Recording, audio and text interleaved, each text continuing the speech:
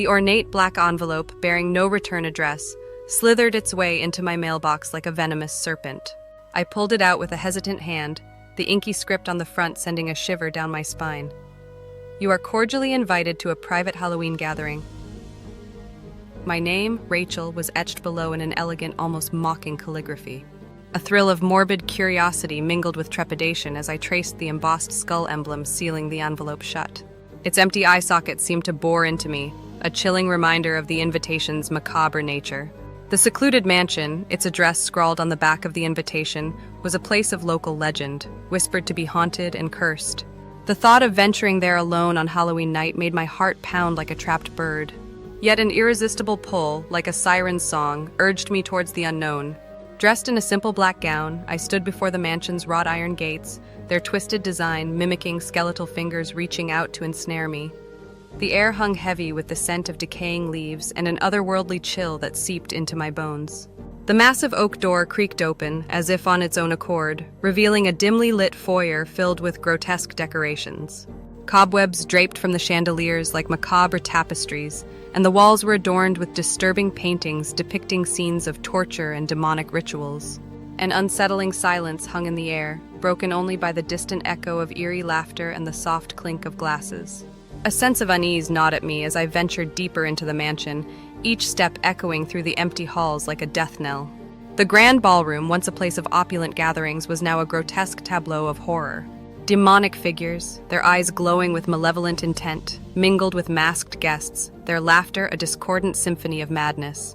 I realized then, with a sickening lurch in my stomach, the truth of the invitation. This was no ordinary Halloween party, it was a gathering of demons, their monstrous forms hidden beneath human disguises. They had lured unsuspecting souls to this secluded mansion, their laughter a prelude to a night of unimaginable terror. Panic clawed at my throat, but I forced myself to remain calm. I was trapped in a den of evil, surrounded by creatures who reveled in the suffering of mortals.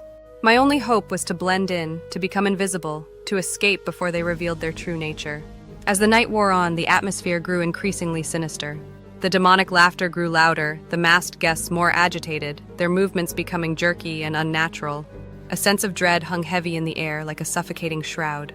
I knew then that time was running out. The demons were about to shed their disguises, their true forms ready to be unleashed. The Halloween party was about to become a bloodbath, a sacrificial ritual to appease their dark desires. I had to find a way out, a way to escape before I became their next victim. The mansion, once a place of beauty and grandeur, was now a prison, its walls closing in on me, its darkness threatening to swallow me whole. The demon's invitation had become a death sentence, and I was the unwilling guest of honor. A blood-curdling scream pierced the air, shattering the facade of revelry. The masked guests froze, their eyes widening in terror as a demonic figure emerged from the shadows, its grotesque form bathed in an unholy glow. Its skin was the color of rotting flesh, its eyes burning with an infernal fire. Clawed hands, dripping with an unknown ichor, reached out for the nearest guest, its laughter a guttural growl that echoed through the ballroom. Panic erupted, the guests scattering like frightened animals. Masks fell to the floor, revealing the monstrous visages beneath. Fangs, horns, and claws sprouted from their bodies, their human disguises discarded like discarded snakeskins. The ballroom transformed into a scene of unimaginable horror. Demons, their true forms unleashed, stalked their prey, their laughter a symphony of madness and despair. Blood splattered the walls, the screams of the dying a chilling counterpoint to the demonic revelry. I pressed myself against the wall, my heart pounding like a drum. The stench of fear and blood filled the air, mingling with the acrid smell of sulfur. The demons were everywhere, their eyes glowing with a predatory hunger. I knew then that my time was up. I was no longer invisible, no longer safe. They had sensed my fear, my human scent, and they were closing in, their laughter a prelude to my demise. A clawed hand reached out from the darkness, its touch sending a jolt of terror through me. I stumbled back, my eyes meeting the gaze of a demonic figure, its grin a grotesque mockery of a smile. "Welcome to our feast, little mortal," it hissed, its voice a raspy whisper that slithered into my ears. "Tonight you will become an offering to our dark masters, your blood a libation to our eternal hunger." I struggled to break free, but its grip was like iron. The demon dragged me towards the center of the ballroom, where a sacrificial altar stood, its surface stained with the blood of countless victims. The other demons gathered around, their eyes gleaming with anticipation. They chanted in an unknown tongue, their voices rising in a crescendo of malevolent power. The air crackled with dark energy. the room pulsating with an unholy rhythm. I was thrown onto the altar, my body pinned down by the demon's weight. Its claws dug into my flesh, drawing blood that dripped onto the cold stone. The pain was excruciating, but it was nothing compared to the terror that consumed me. I looked up at the demonic figure, its face contorted in a mask of sadistic pleasure. It raised a sacrificial dagger, its blade gleaming in the dim light. The chanting grew louder, the air thrumming with anticipation. I closed my eyes, bracing myself for the final blow. This was it, the end. The demon's invitation had led me to my doom, and there was no escape. The darkness was closing in, ready to swallow me whole.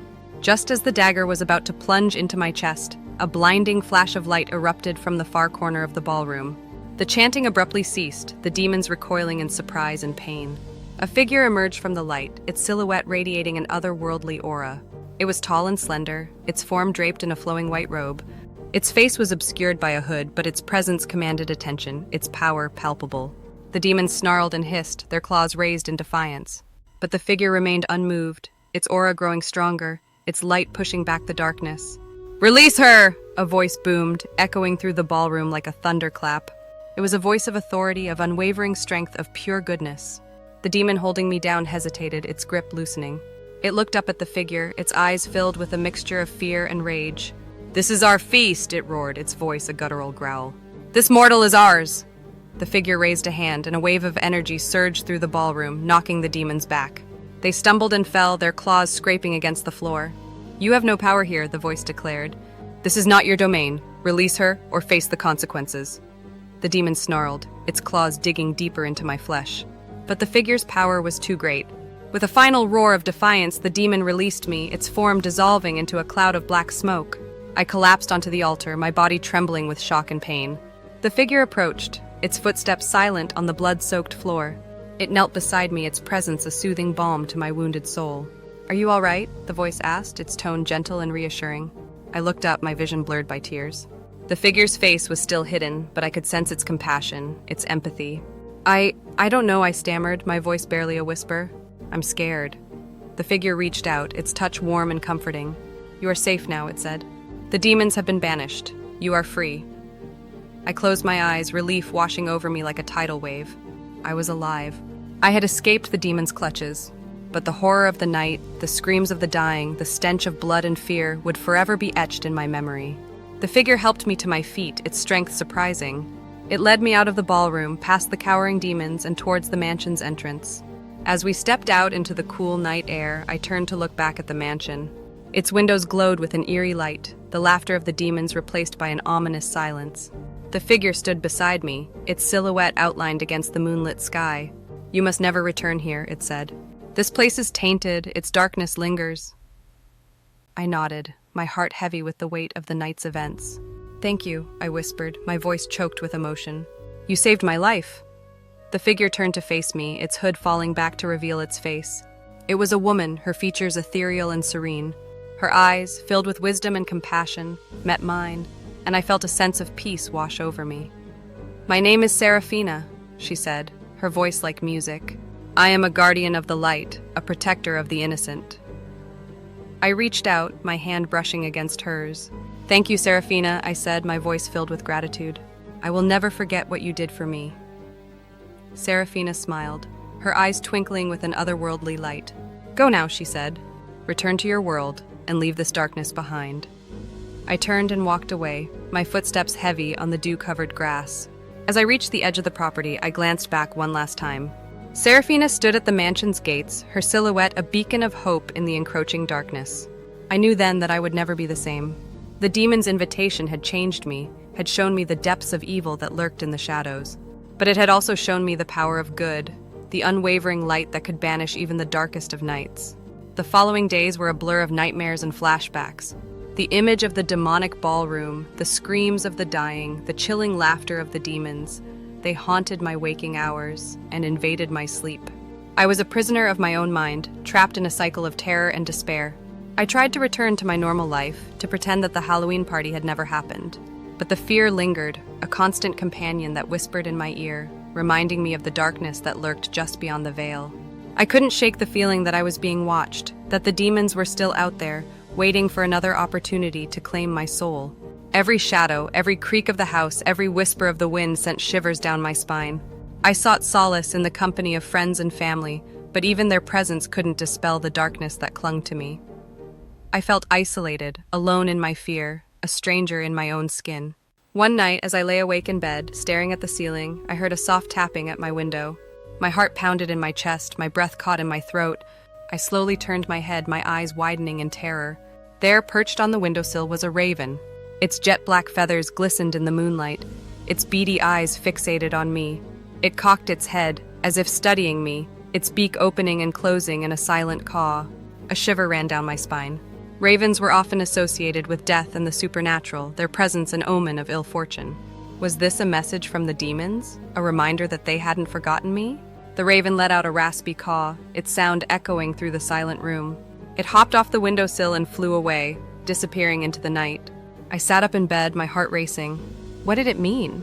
Was it a warning, a threat, or something else entirely? I couldn't shake the feeling that the raven was connected to the demons, that it was their messenger, sent to torment me. I felt a surge of anger, a defiance against the darkness that sought to consume me. I got out of bed and walked to the window, staring out into the night. The moon hung heavy in the sky, its light casting an eerie glow over the sleeping town. I will not be afraid, I whispered, my voice firm. I will not let the darkness win. I closed the window and returned to bed, but sleep eluded me. The raven's visit had stirred something within me, a newfound resolve to fight back against the demons that haunted me. I knew that I couldn't face them alone.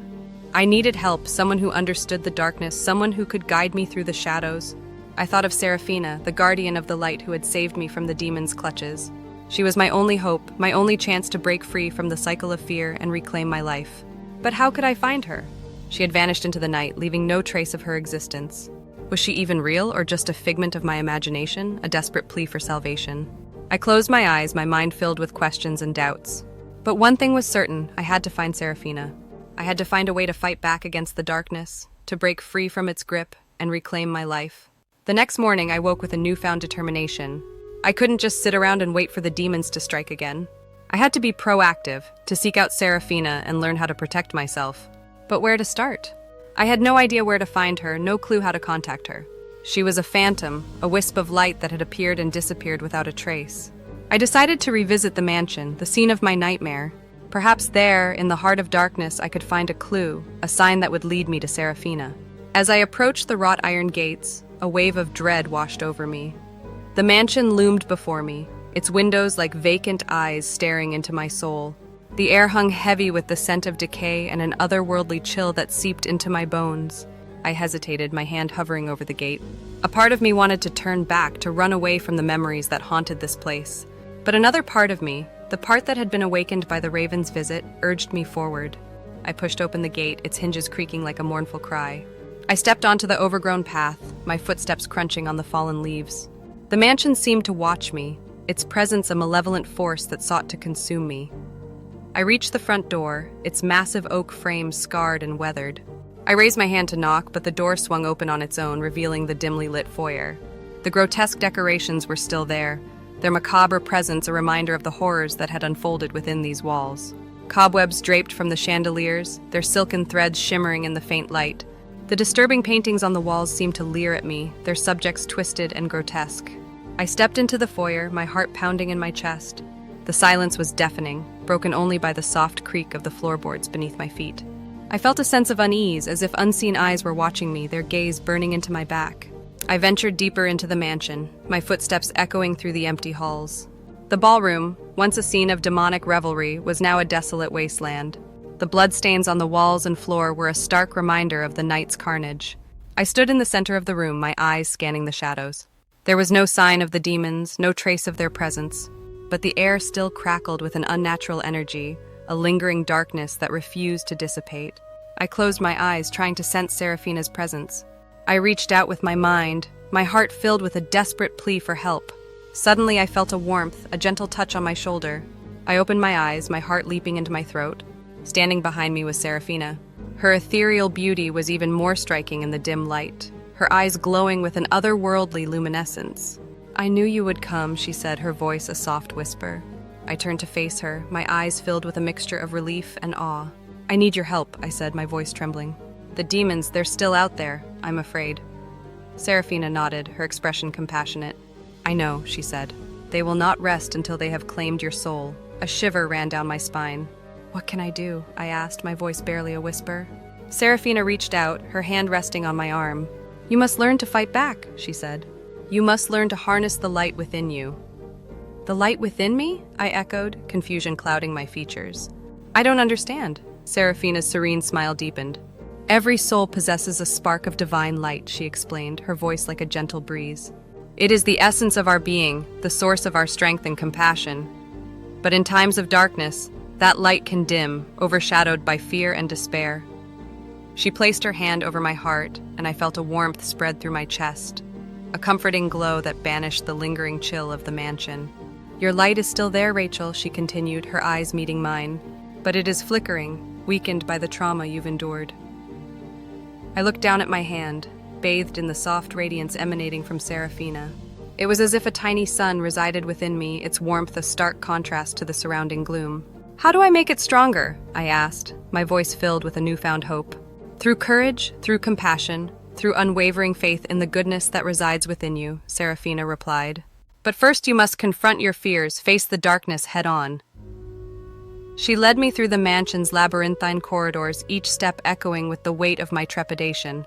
We descended a winding staircase, the air growing colder, the darkness more oppressive with each passing moment. We reached a heavy iron door, its surface etched with arcane symbols. Serafina pushed it open, revealing a hidden chamber, its walls lined with flickering torches. At its center stood a large, circular mirror, its surface reflecting nothing but an abyss of inky blackness. This is the mirror of shadows, Serafina explained, her voice hushed. It reveals the darkness that resides within, the fears that haunt our souls. I hesitated, my breath catching in my throat. The mirror seemed to beckon me, its darkness promising a glimpse into the depths of my own terror. Do not be afraid, Serafina reassured me, her hand resting on my shoulder. I will be with you every step of the way. I took a deep breath and stepped towards the mirror. As I gazed into its depths, the darkness swirled and coalesced, forming images that sent shivers down my spine. I saw the demonic ballroom, the blood-soaked walls, the twisted faces of the demons. I heard the screams of the dying, the guttural laughter that echoed through my nightmares. I felt a surge of panic, my body trembling uncontrollably. I wanted to turn away, to escape the horrors that played out before me, but Serafina's hand on my shoulder held me steady, her presence a beacon of light in the encroaching darkness. Face your fears, Rachel, she whispered. Do not let them control you. I closed my eyes, summoning all my courage. I took a deep breath and opened them again, staring defiantly into the mirror. The images shifted, the demonic faces contorting in anger and frustration. They reached out from the mirror, their claws grasping at me, their laughter turning into snarls of rage. But I stood my ground, my heart filled with a newfound strength. I raised my hand, the light within me glowing brighter, pushing back the darkness. I will not be afraid, I declared, my voice echoing through the chamber. I am stronger than you. You have no power over me. The demonic figures recoiled, their forms dissolving into wisps of smoke. The mirror's surface cleared, reflecting my own image, bathed in a radiant light. I turned to Serafina, my eyes filled with gratitude. Thank you, I said, my voice filled with emotion.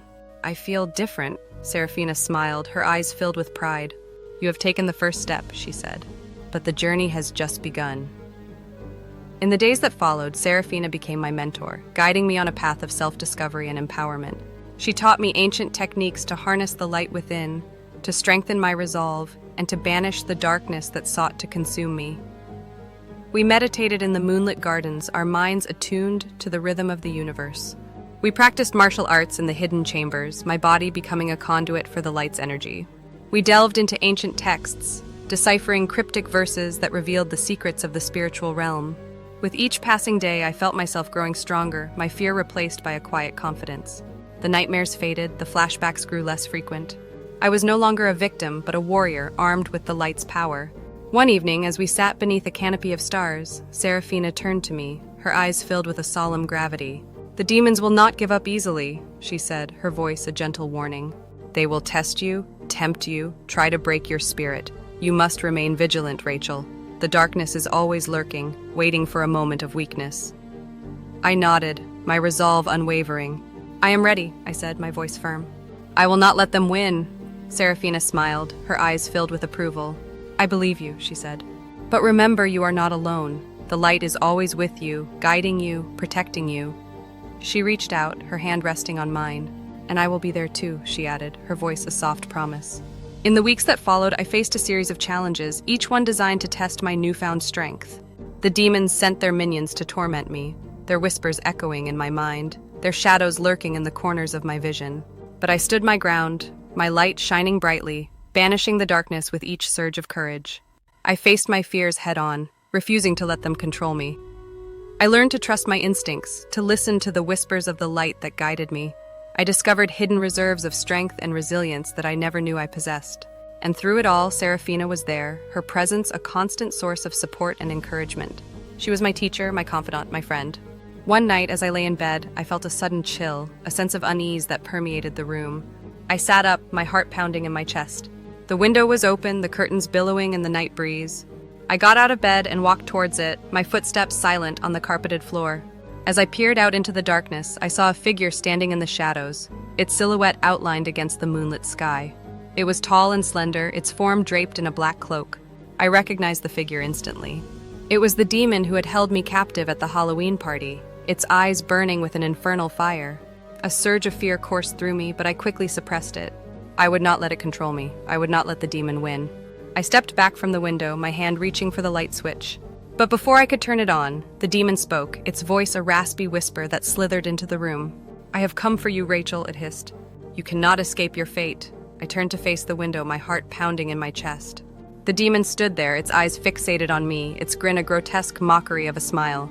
"I'm not afraid of you," I said, my voice firm. "I am stronger than you. You have no power over me."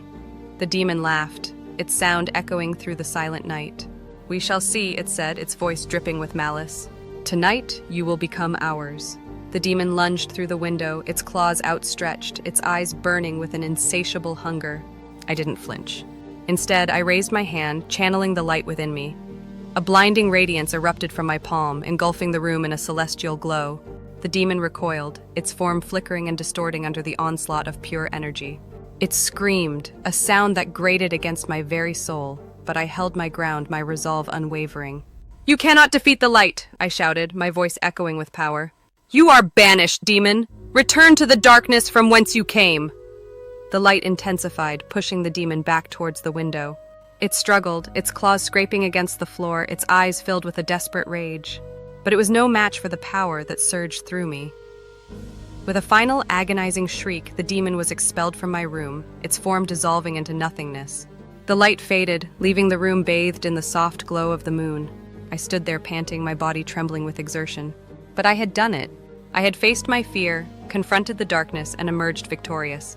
A wave of relief washed over me, followed by a sense of profound peace. I was no longer a victim, no longer haunted by the demons of my past. I was free. I turned to see Serafina standing in the doorway, her eyes filled with pride and admiration. "You did it, Rachel," she said, her voice soft and gentle. "You have become a beacon of light, a guardian of the innocent." I smiled, my heart overflowing with gratitude. "I couldn't have done it without you," I said, my voice thick with emotion. Serafina approached, her hand reaching out to touch my cheek. "You have always had the strength within you," she said. "I merely helped you to find it." She embraced me, her warmth enveloping me like a protective shield. "Go now," she whispered, her voice filled with love. "Live your life, Rachel, embrace the light, and never let the darkness consume you." I stepped back, my eyes meeting hers. "I won't," I promised. "Thank you, Serafina, for everything." She smiled, her eyes twinkling with an otherworldly light. "And thank you, Rachel," she said, "for reminding me of the power of the human spirit." With that, she vanished, leaving me alone in the moonlit room. I walked to the window, closing it and drawing the curtains shut. As I turned back towards the bed, I noticed something on the floor. It was a single, jet-black feather, its surface shimmering in the moonlight. I picked it up, a smile spreading across my face. The raven had returned, not as a harbinger of doom, but as a symbol of hope. It was a reminder that even in the darkest of nights, the light would always find a way. I placed the feather on my nightstand, a tangible reminder of my journey, of the strength I had discovered within myself. As I lay in bed, I felt a sense of peace that I hadn't experienced in weeks. The demons were gone, their power broken. I was no longer afraid. I closed my eyes, my heart filled with gratitude. I had faced my fears, confronted the darkness, and emerged victorious. And I knew that no matter what challenges lay ahead, I would always carry the light within me, a beacon of hope in a world shrouded in shadows.